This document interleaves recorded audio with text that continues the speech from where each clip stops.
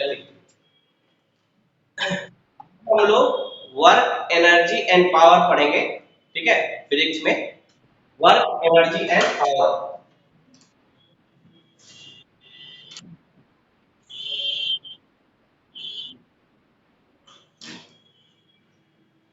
Work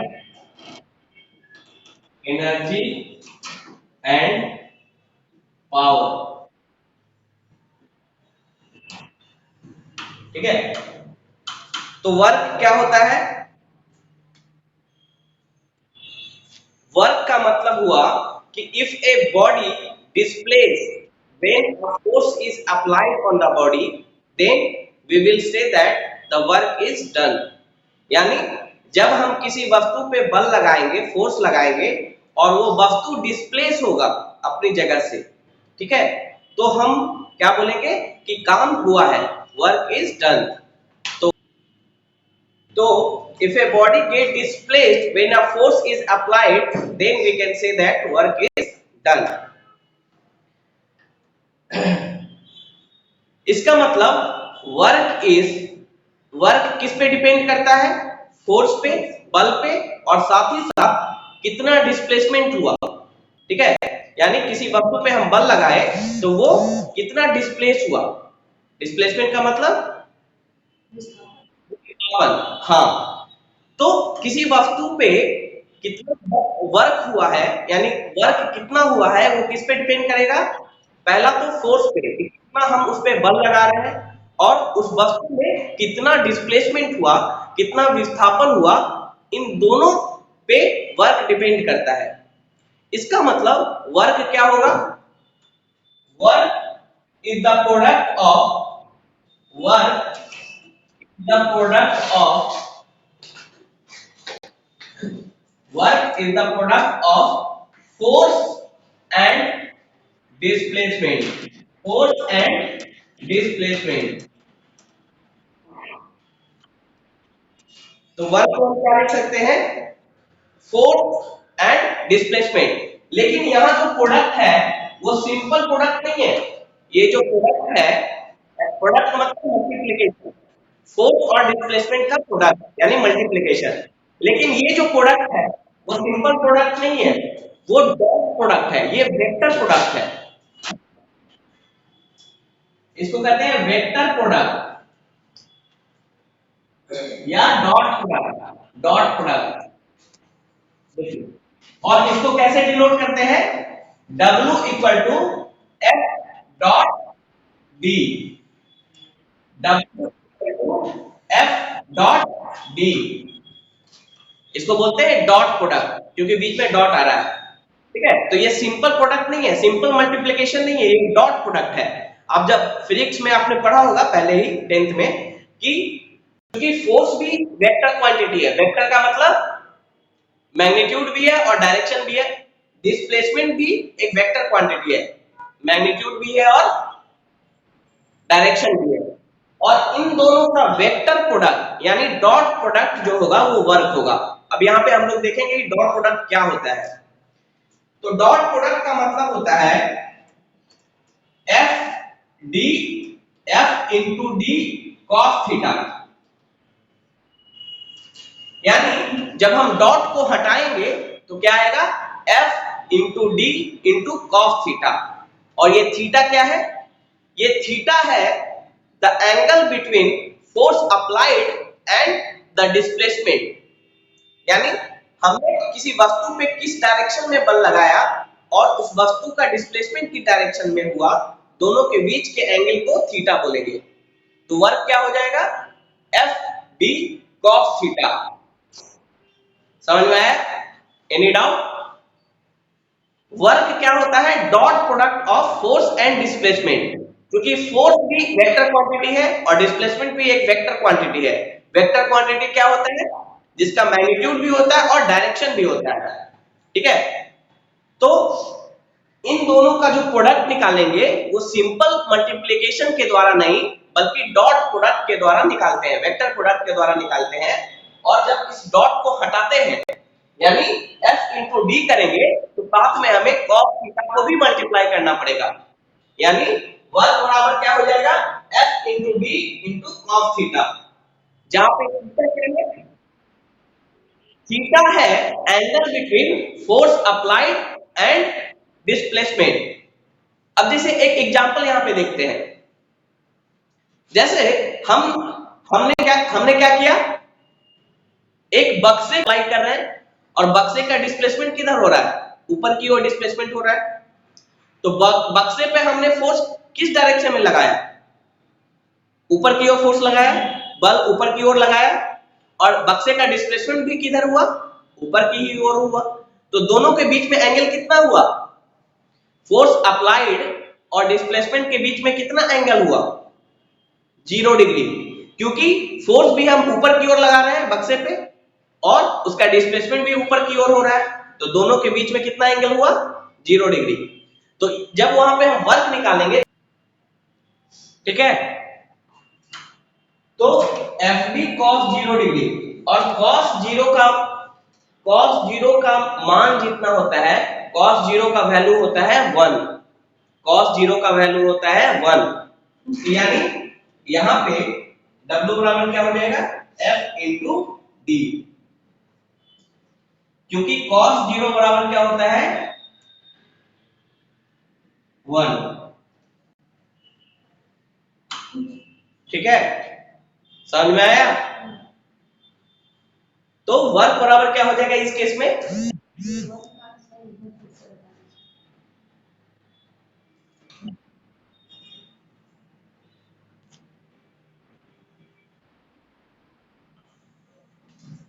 हाँ, देखिए, ये cos जीरो का वैल्यू होता है 1, आपने मैथमेटिक्स में पढ़ा होगा, cos जीरो का वैल्यू होता है 1।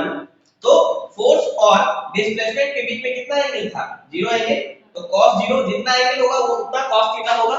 तो cos जीरो का वैल्यू, तो क्या हो गया? W बराबर F इंटू डी, यानी फोर्स जिस डायरेक्शन में लग रहा है और डिस्प्लेसमेंट भी अगर उसी डायरेक्शन में हो रहा है, तो हमेशा वर्क क्या होगा? F into D, force into displacement.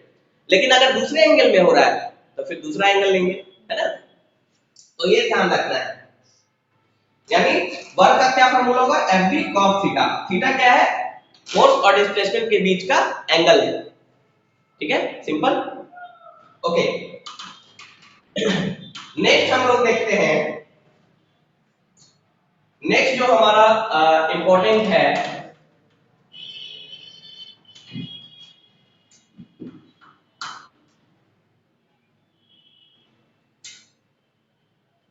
अब यहां पे देखिए, यहां पे एक और कंसेप्ट है, जैसे मैंने बताया आपको कि W equal to F D cos theta. ठीक है, अब मान लीजिए फोर्स हम,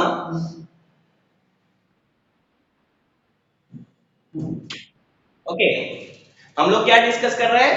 वर्क, एनर्जी एंड पावर। तो मैंने आपको बताया अभी कि W इक्वल टू क्या होता है?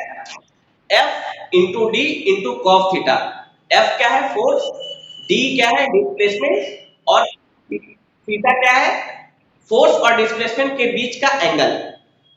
ठीक है, अब एक ऐसा केस एज्यूम कीजिए कि हम फोर्स लगा रहे हैं ऐसे, ठीक है, फोर्स लगा रहे हैं हॉरिजॉन्टल डायरेक्शन में, लेकिन डिस्प्लेसमेंट हो रहा है वर्टिकल डायरेक्शन में।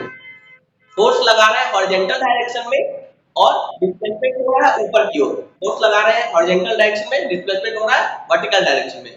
तो दोनों के बीच का एंगल कितना होगा? फोर्स और डिस्प्लेसमेंट के बीच का एंगल कितना होगा? 90 डिग्री। ठीक है, फोर्स और डिस्प्लेसमेंट के बीच का एंगल कितना हो जाएगा फिर? 90 डिग्री, क्योंकि हम फोर्स लगा रहे हैं हॉरिजॉन्टल डायरेक्शन में और डिस्प्लेसमेंट हो रहा है वर्टिकल डायरेक्शन में। हाँ, तो दोनों के बीच के का एंगल कितना होगा? 90 डिग्री। तो cos 9 यहाँ पे क्या हो जाएगा? W बराबर F into D into cos 90 degree. ठीक है, और cos 90 के वैल्यू 0 होती है। ठीक है, यानी W बराबर क्या हो जाएगा? F इंटू डी इंटू 0, यानी W बराबर 0 हो जाएगा। हाँ बोलिए।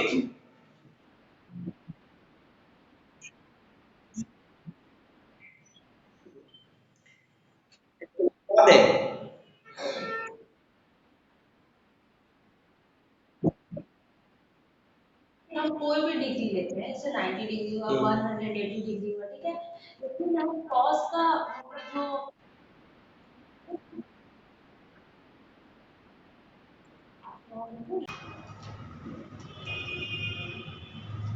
देखिए, if both force and displacement, if both force and displacement, if both force and displacement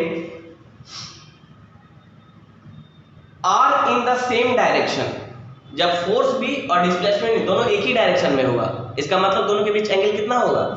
0 degree. If both force and displacement are in same direction,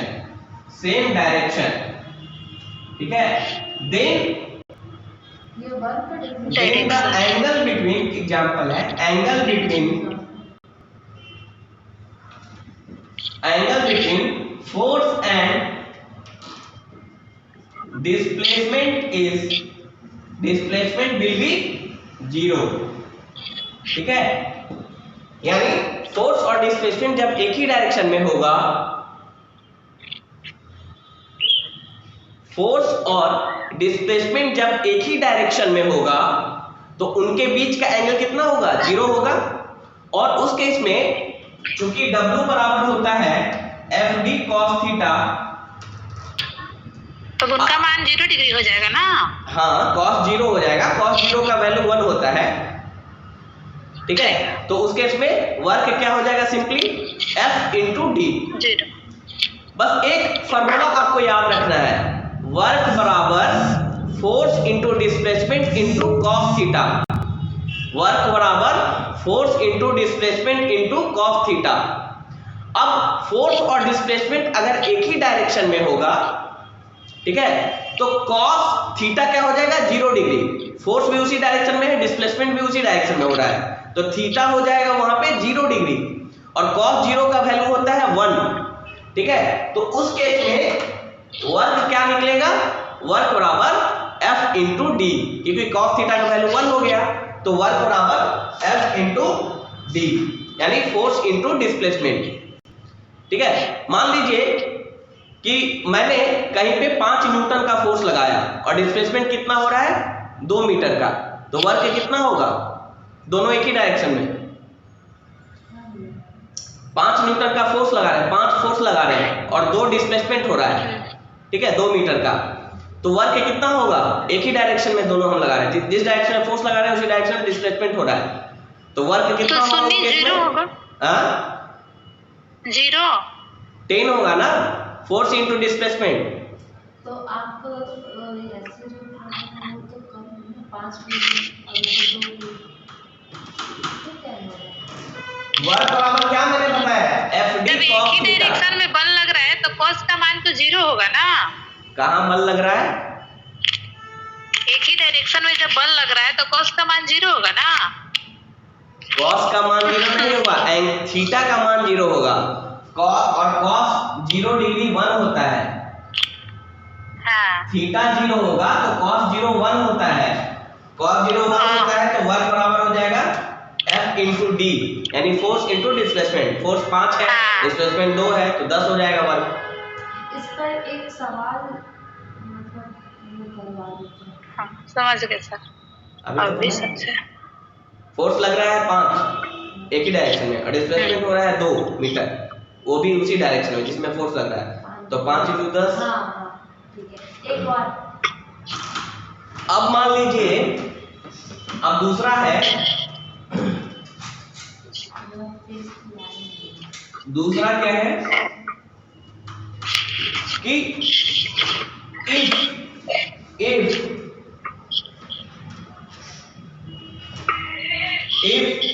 force and displacement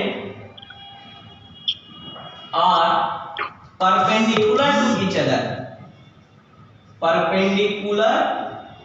to each other, ठीक है, यानी force और displacement क्या है? Perpendicular है, force और displacement क्या है? परपेंडिकुलर है, तो उस केस में फोर्स और डिस्प्लेसमेंट के बीच में एंगल कितना होगा? 90 डिग्री। ठीक है, यानी इस केस में थीटा क्या हो जाएगा? 90 डिग्री। थीटा 90 डिग्री हो जाएगा और cos 90 का वैल्यू, cos थीटा यानी cos 90 का वैल्यू होता है 0। cos 90 का वैल्यू होता है 0, ये आपको याद रखना पड़ेगा। cos 0 का वैल्यू 1 होता है, लेकिन cos 90 का वैल्यू 0 होता है।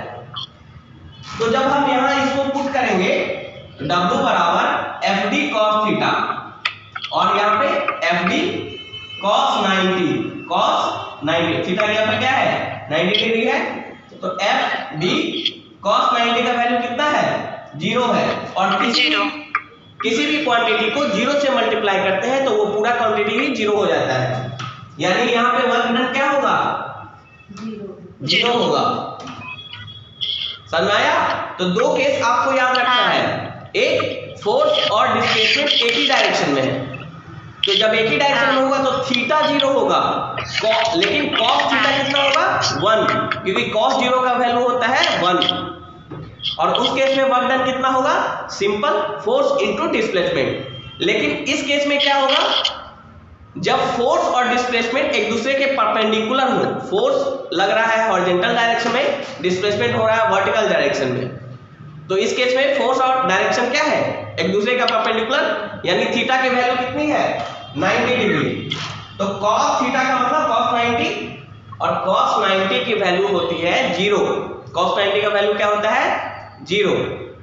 तो जब यहाँ पे वैल्यू इसका पुट करेंगे तो 0 को किसी भी क्वांटिटी से मल्टीप्लाई किया जाए पूरा क्वांटिटी ही 0 हो जाता है, तो पूरा वर्क डन ही 0 हो जाएगा। ठीक है, समझ में आया? हाँ यस सर। ओके, जैसे cos थीटा अलग है और cos 90 डिग्री के अलग है। थीटा की जगह पे 90 रखे ना, सिंपल मैथमेटिक्स तो है।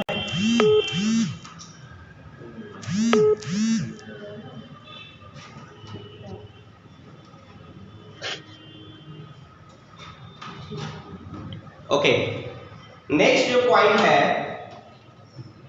एनर्जी। एनर्जी cos थीटा में 0 डिग्री होगा और cos का वैल्यू 90 180 हो सकता है, ऐसे लिखेंगे ना? ठीक है, एनर्जी क्या होता है? What is energy? The capacity to do any work is called energy. The capacity to do any work is called energy। यानी किसी भी काम को करने की जो क्षमता होती है उसे ही हम ऊर्जा बोलते हैं। किसी काम को करने की क्षमता को ऊर्जा बोला जाता है। ठीक है, the capacity to do any work is called energy, यानी किसी कार्य को करने की क्षमता को ऊर्जा बोला जाता है। जैसे आपको कोई काम करना है, ठीक है, आपको सीढ़ी चढ़ना है, ये भी एक काम है, तो आपकी एनर्जी कितनी है उस पर डिपेंड करता है कि आप वो वर्क कर पाएंगे कि नहीं। ठीक है, तो किसी भी काम को करने की क्षमता को ही हम ऊर्जा बोलते हैं। The capacity to do any work is called energy.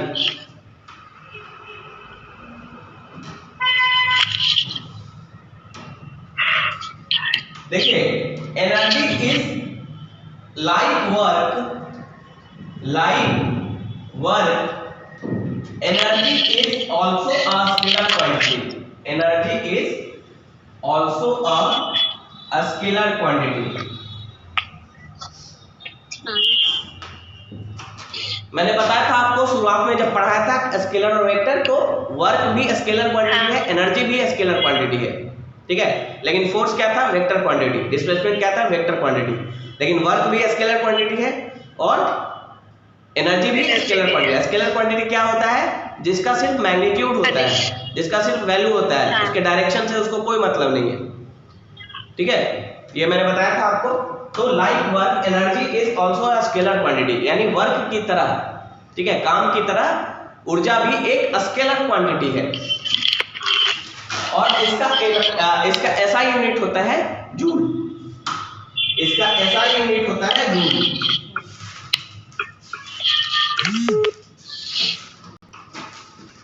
Work का भी ऐसा यूनिट जूल ही होता है, वर्क का भी ऐसा यूनिट जूल ही होता है और एनर्जी का भी ऐसा यूनिट जूल होता है। ऐसा unit of work as well as energy, work as well as energy is joule। ठीक है, नेक्स्ट पॉइंट है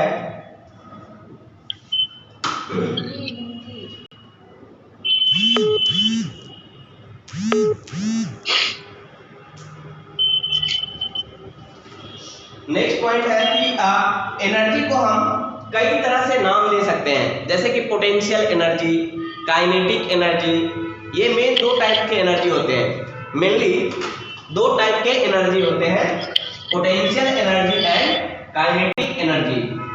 potential energy and kinetic energy, यानी जो मैकेनिकल एनर्जी होगा वो दो तरह का होगा, एक पोटेंशियल एनर्जी एंड दूसरा काइनेटिक एनर्जी। पोटेंशियल एनर्जी और दूसरा काइनेटिक एनर्जी। देखिए दोनों में अंतर समझिए, दोनों में अंतर को समझिए। पोटेंशियल एनर्जी क्या होता है, काइनेटिक एनर्जी क्या होता है।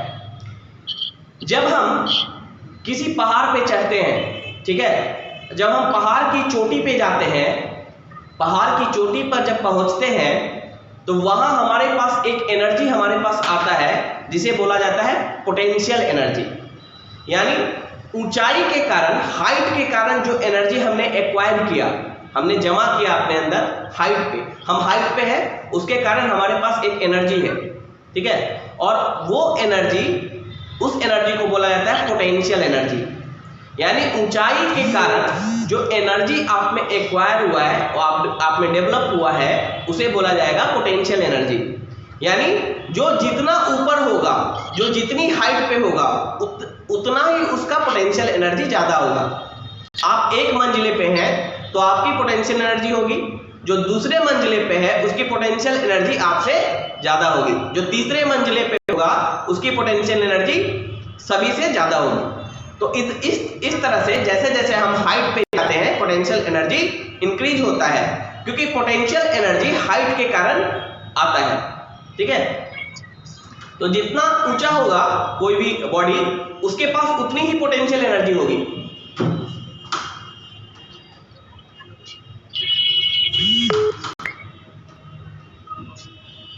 और दूसरा होता है काइनेटिक एनर्जी। काइनेटिक एनर्जी होता है मोशन के कारण। जितना आप मोशन में होंगे, जितनी स्पीड से दौड़ेंगे उतनी ही ज्यादा आपके पास काइनेटिक एनर्जी होगी, ठीक है। यानी कोई कार या कोई इंसान 2 किलोमीटर पर आवर से दौड़ रहा है और दूसरा 5 किलोमीटर पर आवर से दौड़ रहा है, तो जो 5 किलोमीटर पर आवर से दौड़ रहा है उसकी kinetic energy 2 kilometre per hour के अपेक्षा ज्यादा होगी। यानी काइनेटिक एनर्जी किस पे डिपेंड करता है, आपके स्पीड पे, आपके गति पे। आप जितना फास्ट दौड़ेंगे, आप जितना फास्ट चलेंगे, आपकी काइनेटिक एनर्जी उतना ज्यादा होगी। तो पोटेंशियल एनर्जी कैसे होता है, पोटेंशियल एनर्जी हाइट के कारण डेवलप होता है और काइनेटिक एनर्जी गति के कारण डेवलप होता है। जितनी आप में गति होगी, जितना आपका स्पीड होगा, उतना ज्यादा काइनेटिक एनर्जी होगा, ठीक है। Understood, clear? Yes sir. हाँ, ओके। नेक्स्ट चलते हैं हम लोग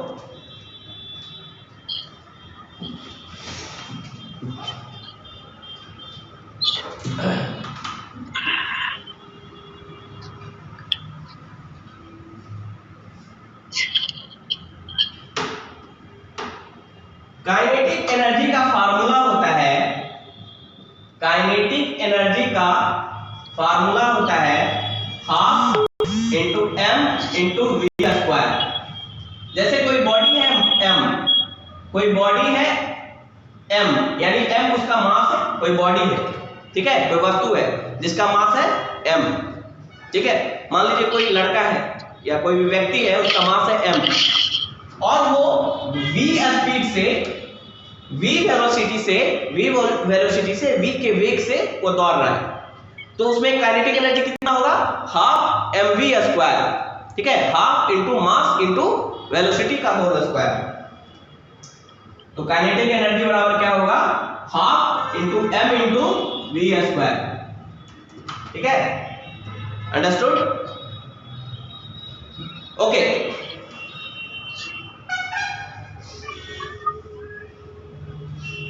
अब आप लोग से मैं पूछता हूं कि जैसे एक प्लेन है, फ्लाइंग प्लेन है जो कि उड़ रहा है, ठीक है, आसमान में वो फ्लाई कर रहा है, कोई प्लेन है, एरोप्लेन जो आसमान में फ्लाई कर रहा है, तो उसके पास कौन कौन सी एनर्जी होगी, ये पोटेंशियल एनर्जी होगी और काइनेटिक एनर्जी भी होगी क्योंकि वो मोशन में है, दोनों होगी। तो ये एक जो फ्लाइंग प्लेन है जो उड़ रहा है आसमान में, पोटेंशियल एनर्जी भी होगी क्योंकि हाइट पे है वो, और साथ ही साथ काइनेटिक एनर्जी भी होगी क्योंकि वो मोशन में है, गति में है, स्पीड में है, ठीक है। यानी एक फ्लाइंग प्लेन के पास दोनों एनर्जी होता है, पोटेंशियल एनर्जी भी और काइनेटिक एनर्जी भी। A flying plane has both potential energy as well as kinetic energy, ठीक है। फ्लाइंग एरोप्लेन के पास दोनों तरह की एनर्जी होगी, पोटेंशियल एनर्जी भी होगी और काइनेटिक एनर्जी भी होगी, ठीक है।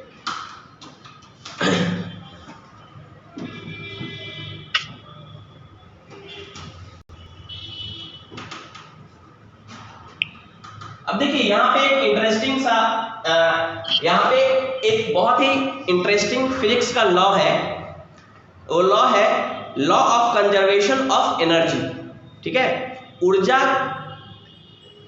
ठीक है, ऊर्जा का कंजर्वेशन का सिद्धांत है ना।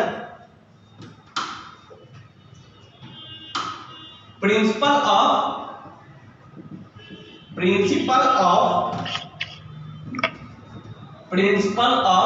कंजर्वेशन ऑफ एनर्जी,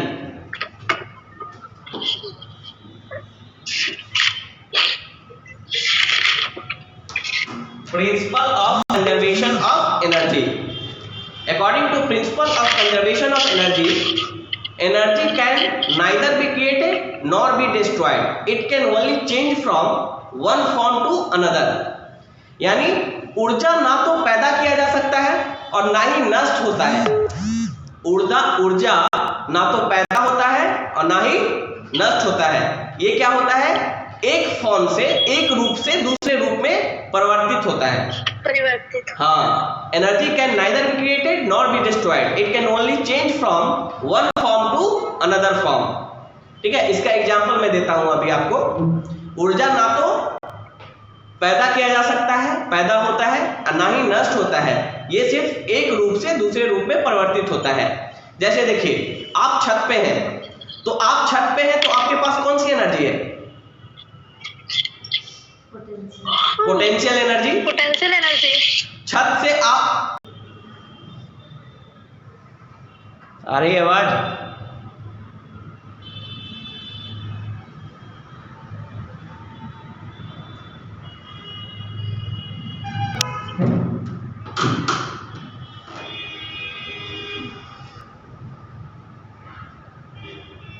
ठीक है। देखिए,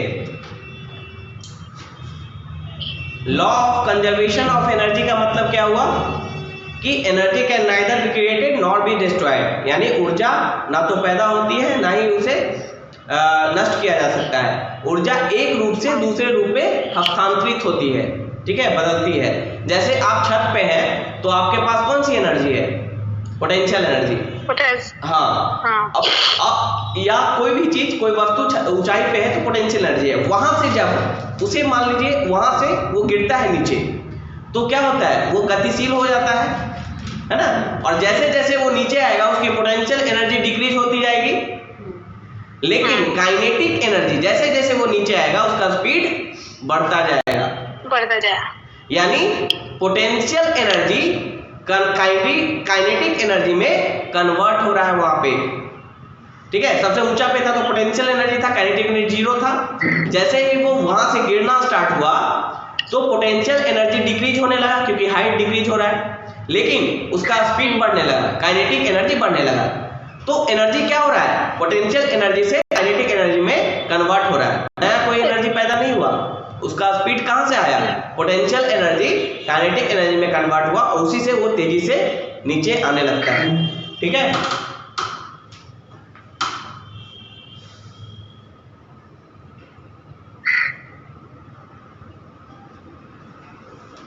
और इसी का उल्टा करके देखेंगे कि जब हम ऊपर बॉल को ऊपर फेंकते हैं तो शुरुआत में उसके पास क्या है, काइनेटिक एनर्जी है सिर्फ। जैसे जैसे वो ऊपर जाएगा उसकी पोटेंशियल एनर्जी बढ़ती जाएगी, काइनेटिक एनर्जी घटती जाएगी, बॉल धीरे धीरे जाके स्लो हो जाता है और एक जगह जाके रुक जाता है वो। ठीक है, तो यही अंतर है कि पोटेंशियल एनर्जी काइनेटिक एनर्जी में कन्वर्ट हो रहा है, काइनेटिक एनर्जी पोटेंशियल एनर्जी में कन्वर्ट हो रहा है। तो इसको लिख सकते हैं हम लोग, when a ball is thrown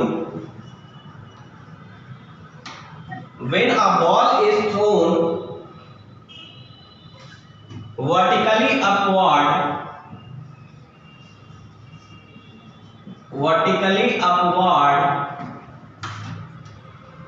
its potential energy increases. Its potential energy increases.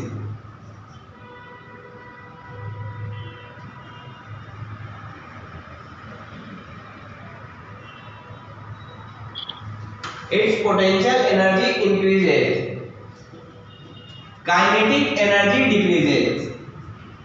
Kinetic energy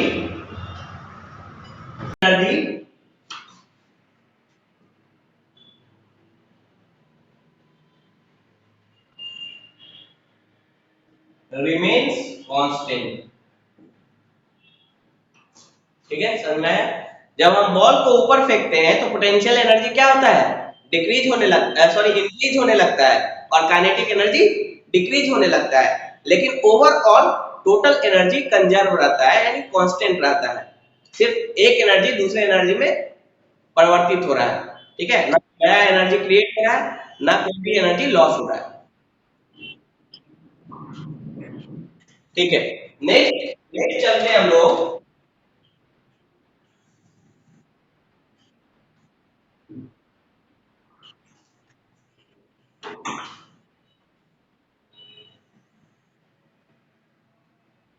यहाँ पे हम कुछ ऐसे डिवाइस को पढ़ेंगे, कुछ हम ऐसे डिवाइस को जानेंगे जो एक एनर्जी को दूसरे एनर्जी में कन्वर्ट करता हो। ठीक है, सबसे पहला devices,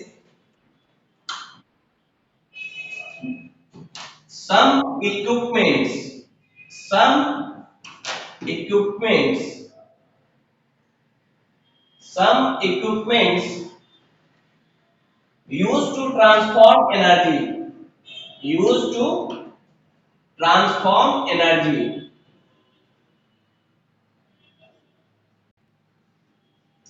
Some equipments used to transform energy. Transform energy का मतलब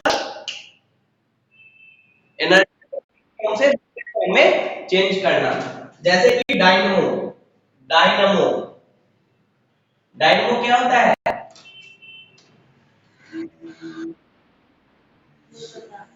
डायनमो क्या होता है, मैकेनिकल एनर्जी को इलेक्ट्रिकल एनर्जी में कन्वर्ट करता है। जैसे देखिए डायनमो कहाँ लगा होता है, जो हाइड्रो पावर प्लांट होते हैं, जैसे ऊपर से पानी गिर रहा है, ऊपर से जो पानी गिर रहा है वो वहां पे एक क्या लगा देता है, डायनमो लगा। ठीक है,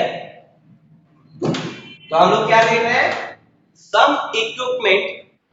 हाँ देखिए, हमने पढ़ा principle of conservation of energy, यानी energy can neither be created not be destroyed. और उसी कंजर्वेशन ऑफ एनर्जी के प्रिंसिपल पर कुछ ऐसे डिवाइस बनाए गए हैं जो एक एनर्जी को दूसरे एनर्जी में कन्वर्ट करता है। ठीक है। सब जैसे कि डायनमो, डायनमो क्या होता है, एक ऐसा मशीन होता है मोटर टाइप का जो घूमता है और घूमने के बाद इलेक्ट्रिसिटी प्रोड्यूस करता है। जैसे हाइड्रो इलेक्ट्रिक पावर प्लांट यानी पानी से जल विद्युत परियोजना। तो जल विद्युत में कैसे होता है क्रिएट, ऊपर से जल गिर रहा है, ठीक है, ऊपर से जल गिर रहा है झरना के रूप में, और नीचे हम डायनमो लगा देते हैं। तो जो जल गिरता है, अभी मैंने बताया कि जो जल गिर रहा है उसमें कुछ काइनेटिक एनर्जी है, बहुत स्पीड के साथ नीचे आ रहा है। जो वाटर है स्पीड के साथ नीचे आ रहा है, उसका जो काइनेटिक एनर्जी है, ठीक है, उस काइनेटिक एनर्जी ऑफ वाटर को ये क्या करेगा, ये क्या करेगा, वो मोटर को घुमाएगा। वो पानी क्या करेगा, मोटर को घुमाएगा, और जब मोटर घूमेगा तो बिजली प्रोड्यूस होगा। यानी हम काइनेटिक एनर्जी को इलेक्ट्रिकल एनर्जी में कन्वर्ट कर रहे हैं। डायनमो क्या करता है, काइनेटिक एनर्जी को इलेक्ट्रिकल एनर्जी में कन्वर्ट करता है। क्योंकि जो वाटर का काइनेटिक एनर्जी है उससे क्या हो रहा है, डायनमो का पंखी, ठीक है, वो टरबाइन वो घूम रहा है, यानी टरबाइन में भी काइनेटिक एनर्जी आ गया, वो भी मोशन में आ गया टरबाइन, तो उसमें भी काइनेटिक एनर्जी आ गया। अब टरबाइन के घूमने के कारण, डायनमो के घूमने के कारण, डायनमो पूरे मशीन को ही बोलते हैं, उसमें एक टरबाइन लगा होता है, तो वाटर जब उस टरबाइन पे गिरता है तो टरबाइन घूमने लगता है, और डायनमो क्या करता है, जो टरबाइन का जो काइनेटिक एनर्जी है उससे वो इलेक्ट्रिसिटी प्रोड्यूस करता है। तो यहाँ क्या हो रहा है, काइनेटिक एनर्जी इलेक्ट्रिकल एनर्जी में कन्वर्ट हो रहा है। तो डायनमो क्या करेगा, kinetic energy is converted into kinetic energy is converted into electrical energy.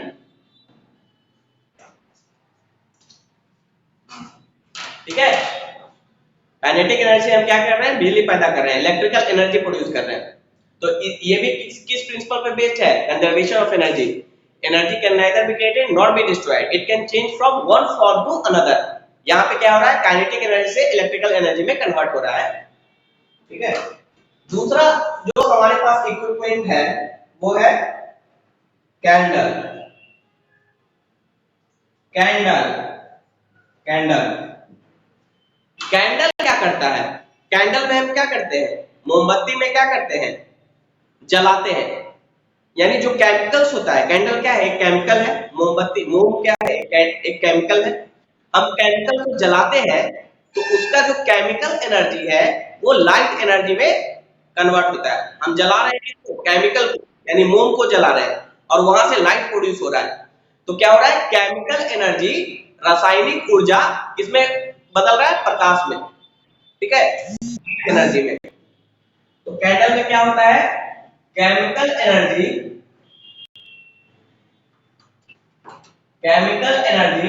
Is converted to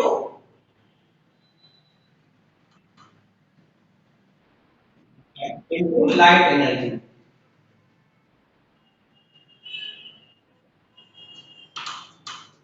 तीसरा डिवाइस है हमारे पास, तीसरा है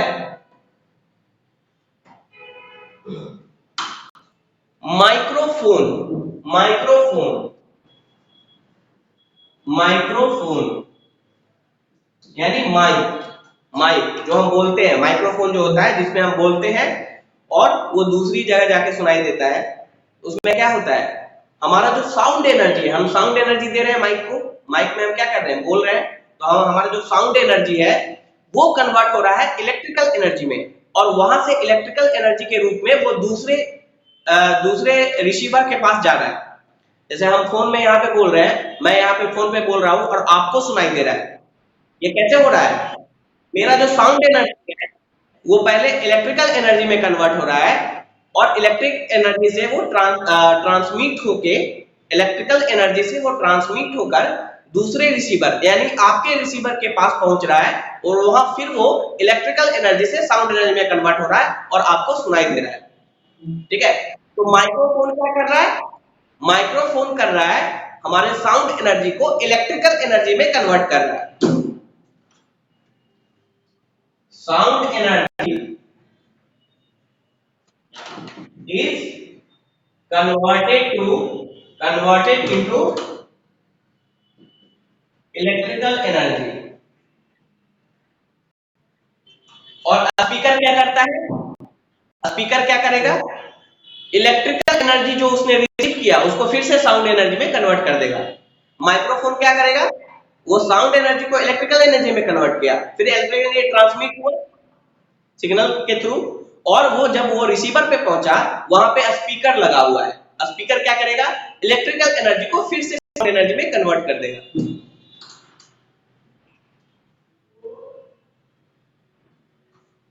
ठीक है, तो स्पीकर क्या करेगा? Speaker electrical energy into electrical energy into sound energy.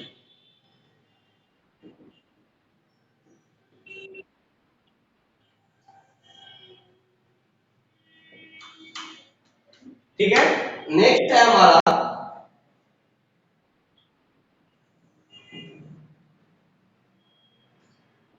Tubelight. Tubelight, ये सब एग्जाम में आपसे पूछा जा सकता है ऑप्शन देकर कि ट्यूबलाइट क्या करता है। तो ट्यूबलाइट क्या करेगा? देखिए, ट्यूबलाइट को हम क्या करते हैं? इलेक्ट्रिसिटी से जोड़ते हैं, तो वो क्या करता है? इलेक्ट्रिसिटी जो उसे मिल रहा है उसको वो लाइट एनर्जी में कन्वर्ट करता है। ठीक है, तो ट्यूबलाइट क्या करता है? इलेक्ट्रिकल एनर्जी को लाइट एनर्जी में कन्वर्ट करता है। इलेक्ट्रिकल एनर्जी को लाइट एनर्जी में कन्वर्ट करता है। ठीक है, इलेक्ट्रिकल एनर्जी को लाइट एनर्जी कन्वर्ट करता है। बल्ब भी वही काम करता है, बल्ब भी वही काम करता है। बैटरी क्या करता है? बैटरी,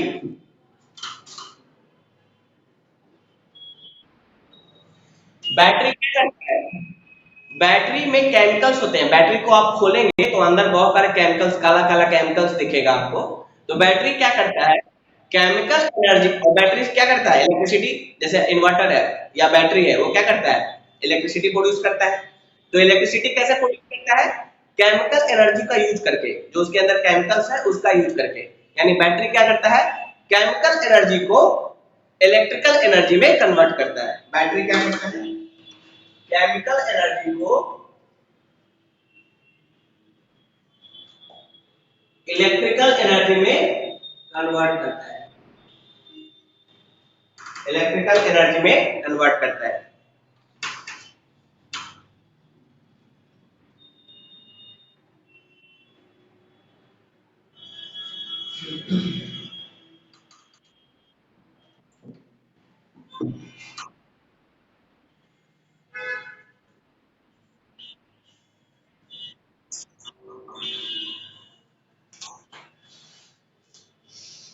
ठीक है, सोलर सेल क्या करते हैं? सोलर सेल, जैसे आपने देखा होगा बहुत सारे छतों पे सोलर पैनल्स लगा, वो क्या करता है?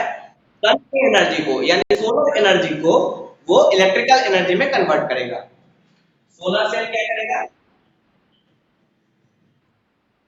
हाँ, सोलर एनर्जी को इलेक्ट्रिकल, बिजली पैदा करते हैं ना, छत पे वो लगा देते हैं सोलर पैनल और वहां से बिजली पैदा होता है। तो सोलर एनर्जी को वो क्या करता है? इलेक्ट्रिकल एनर्जी में कन्वर्ट करता है। सोलर एनर्जी, हाँ बोलिए।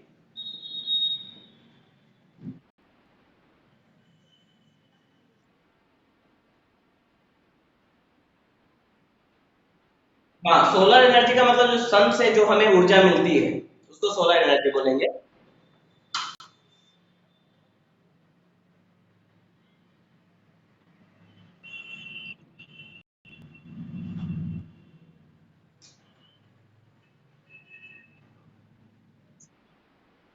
हाँ, नेक्स्ट है पावर। हम अब क्या पढ़ेंगे? पावर के बारे में। पावर यानी पावर, शक्ति। कल करंट अफेयर्स कल से करेंगे, थोड़ा सा आज थोड़ा डिस्टरबेंस हो गया ना, कल करेंगे। हाँ, नेक्स्ट है हमारा पावर। एक टॉपिक कम से कम खत्म कर दें इसको। पावर, पावर क्या होता है? Rate of doing work is called power. Rate of doing work is called power. काम करने की दर को हम पावर बोलते हैं, यानी एक सेकेंड में हम कितना काम कर रहे हैं उसे ही हम पावर बोलेंगे। रेट ऑफ डूइंग वर्क, हाँ, इज कॉल्ड पावर। काम करने की दर, काम करने की दर मतलब एक सेकंड में हम कितना काम कर रहे हैं उसे क्यों हम पावर बोलेंगे। जिसमें जितना पावर होगा वो एक सेकंड में ज्यादा काम कर लेगा। जैसे आपने देखा होगा कि जो भी इलेक्ट्रॉनिक डिवाइस आप लेके आएंगे उस पे लिखा रहता है पावर, वॉट में, वॉट में, वॉट पावर का यूनिट होता है वॉट। तो आप जैसे बल्ब है तो 9 वाट का बल्ब है, तो 9 वाट का बल्ब हमें क्या बता रहा है, इसका जो पावर है वो 9 वाट है, यानी एक सेकंड में वो 9 लाइट एनर्जी प्रोड्यूस कर सकता है, 9 यूनिट। किसी का किसी का अगर पावर किसी बल्ब का पावर अगर 3 वाट है तो वो क्या करेगा, एक सेकंड में सिर्फ 3 वाट लाइट एनर्जी क्रिएट करेगा। इसलिए हमें ज्यादा अगर लाइट चाहिए तो हम कौन सा बल्ब लाएंगे, 9 वाट वाला, ठीक है, ताकि वो कम ही समय में ज्यादा हमें लाइट दे। तो rate of doing work is called power और इट्स एसआई यूनिट इज,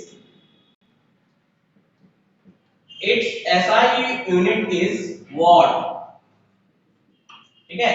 इसका SI यूनिट क्या है, यूनिट क्या है, वॉट। पावर का SI यूनिट है वॉट, ओके।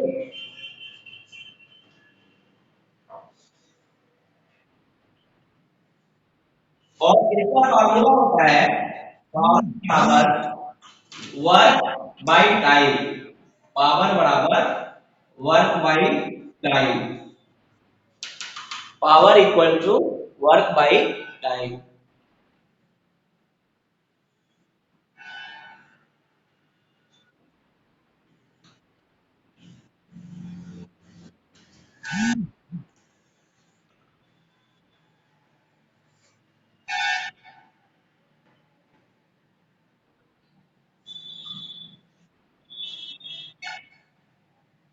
ठीक है, ये हो गया यहाँ पे वर्क एनर्जी एंड पावर। कोई डाउट भी है आपको, हो गया, क्लियर हो गया। वर्क एनर्जी पावर बहुत इंपॉर्टेंट टॉपिक है, ये इससे क्वेश्चन आता है, ठीक है, बीपीएससी में।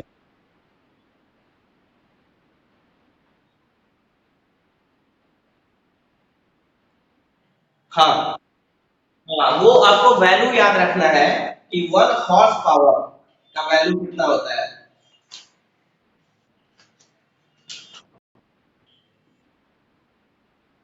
हाँ, क्वेश्चन भी पूछता है, देखिए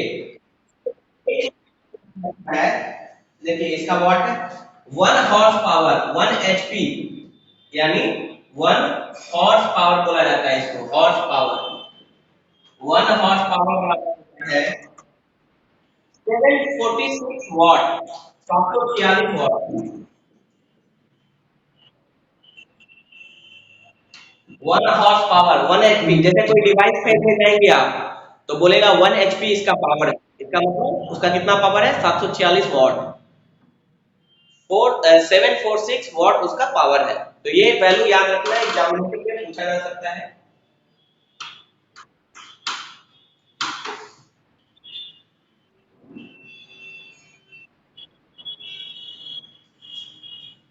ठीक है,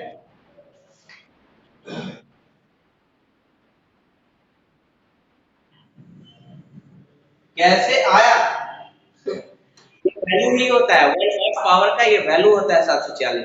इसका डेरिवेशन हमें नहीं पढ़ना है, कैसे आया, कैसे डेराइव हुआ, हमें बस इसके वैल्यू से मतलब है अभी फिलहाल, ठीक है। तो ये एक बड़ा यूनिट है वर्क एनर्जी एंड पावर, जो कि हम लोगों ने कंप्लीट किया। नेक्स्ट लेक्चर में हम लोग करेंगे, नेक्स्ट लेक्चर में हम लोग पढ़ेंगे, कल भी साइंस है ना, तो कल हम लोग करेंगे, हाँ, बता देता हूँ मैं आपको, प्रेशर पढ़ेंगे, प्रेशर, प्रेशर, हाँ, सरफेस टेंशन, प्रेशर और सरफेस टेंशन कल पढ़ेंगे। फिजिक्स हो जाएगा जल्दी, फिर केमिस्ट्री भी करेंगे हम लोग।